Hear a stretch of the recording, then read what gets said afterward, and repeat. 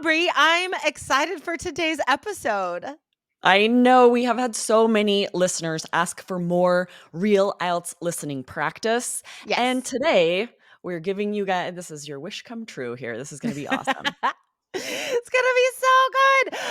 So guys, today we are going to do a live listening test, right? So we will do the dialogue, right, just like you would hear on a normal IELTS Part 1. And then we'll talk about the answers. Okay. So we'll talk about the questions to listen for, and we'll read the dialogue, and then we'll talk about the answers.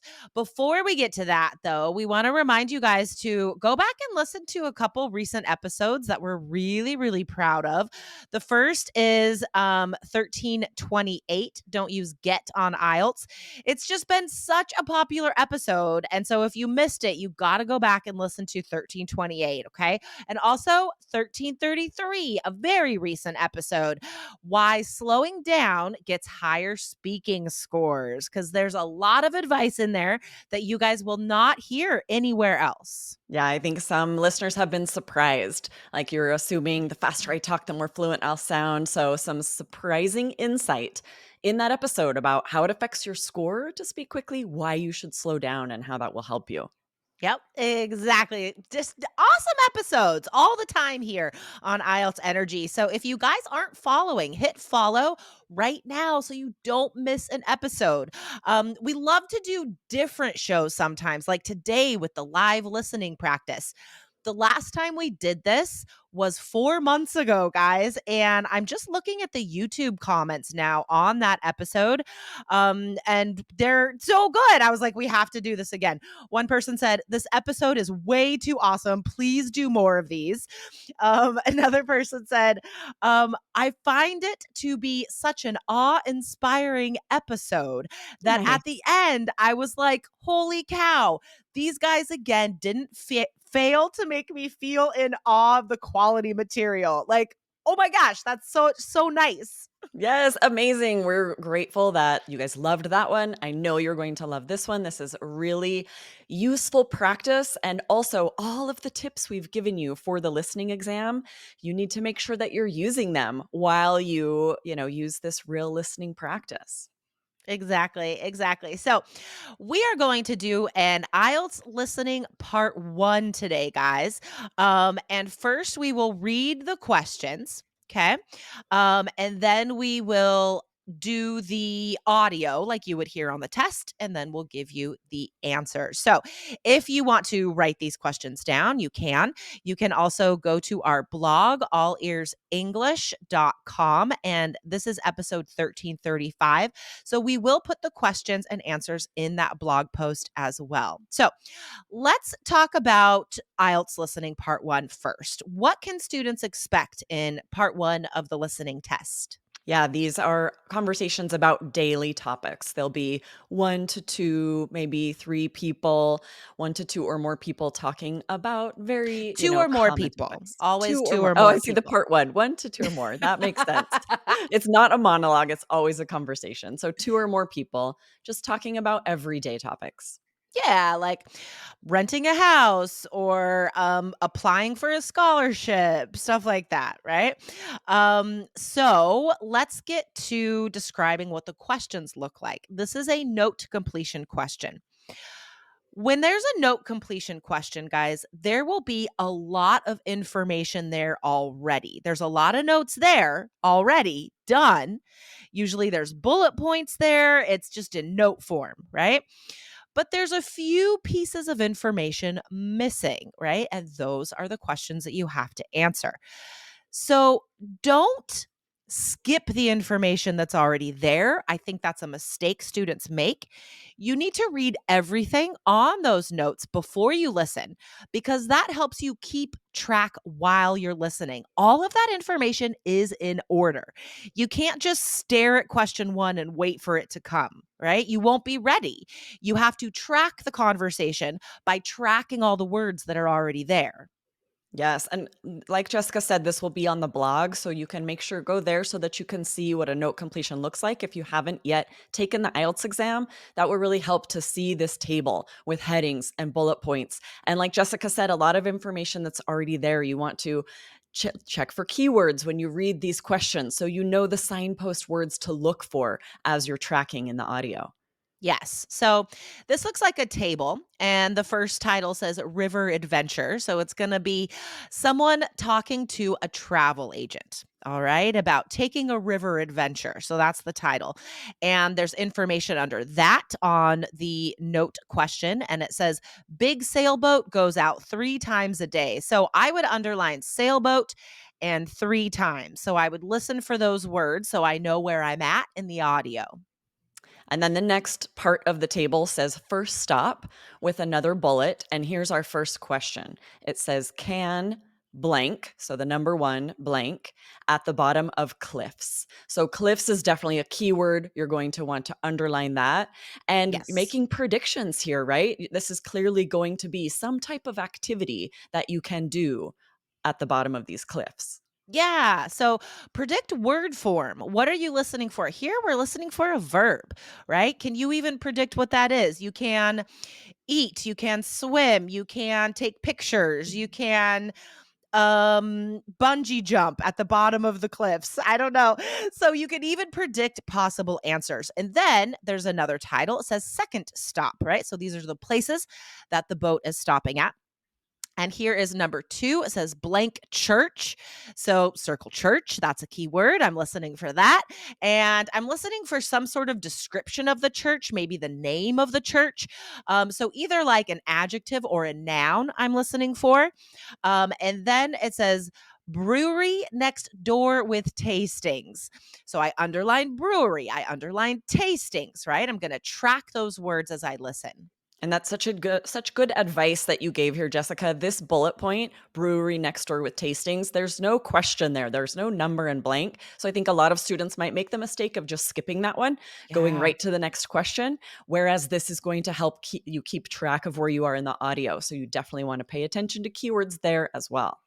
Yep, these are all insider 3 keys strategies, guys. allearsenglish.com/KEYS to get the complete system of strategies for the exam. Continuing on here, the next bullet point is a question. It says pay extra for blank. Okay, so pay extra for what? It'll be a noun, probably, right? Maybe some sort of food or experience, you know? And then what's the last question today? And then the last bullet point says take, and then this is a question. There's a blank here for number 4, blank on the moors. So something you can take, right? Some kind of trip adventure you want to predict here. This will also be a noun, something that you can take. Exactly, exactly. Okay, awesome. All right, guys. So here is half of a part 1 that you would hear on the real exam. Aubrey is going to be a tourist agent, and I am a customer. Hello, thank you for calling Urban Adventures. How can I help you? Hi. I'm looking for a fun activity for a group of about 10 to 15 people. Definitely. How about going out on the river? We have a huge new sailboat that takes 3 trips a day and holds about 50 passengers. Hmm. Is there food and drink provided? No, not on board, but there is along the way. There is an opportunity to swim, though, at the base of the most stunning cliffs. The water is a bit cold, but invigorating.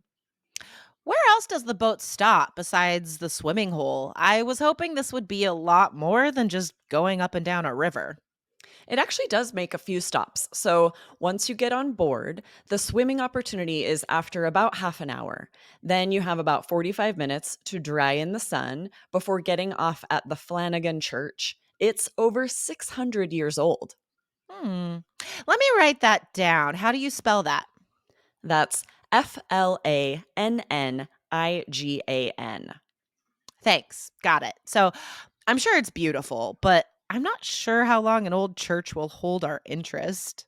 Of course. Do you have any children in the group? Nope. Just me and some other adults, all around the age of 35. We're old high school friends. Oh, fantastic. Well, in that case, there is a brewery attached to the church that has also been in operation for centuries. The monks there are widely known for the beer they make. You can take a tour and even taste some. Is the brewery tour included in the cost of the boat excursion? The tour is actually free. You only have to pay for any pints that you buy. All right. Sounds good so far. What about food? Not at that stop, no. The other thing to do there that most tourists absolutely love, though, is walking behind the church along the moors. It's a stunning opportunity to take photos. Okay, guys. So that's the end of that listening audio. Now let's talk about the answers. So the first question was, can blank at the bottom of the cliffs? So the answer is swim. And what she says, it's not exactly the same, right? It's parallel expressions. She says, there is an opportunity to swim, though, at the base of the most stunning cliffs. So base is the same as bottom. And the only other verb in there that can be the answer is swim. Nice. This next one, IELTS helps you out often with words that might be difficult to spell and names. And that's what they do here. This next one, you have blank church, and you might hear them say the Flanagan Church and panic, not knowing how to spell that. But luckily, this would be if Yeah, I were taking this test, I'd be like, whoo, thank goodness when they say, can you spell that, please? And then they spell it out totally. for me. Totally. Yeah, guys, anytime you hear something spelled out in part one of the listening, which happens quite often, that is an answer. Okay. Or else they wouldn't bother spelling it. All Right. right. So number three was pay extra for blank. So we predicted either a noun or an experience of some sort. And the answer is pints or beer, right? Both of those would be acceptable because she says both of those words. Nice. And then the last one, take blank on the moors. And this is either photos or a walk because both are said here that tourists absolutely love walking behind the moors and it's an opportunity to take photos. So both would work, but notice you must make the grammar match, right?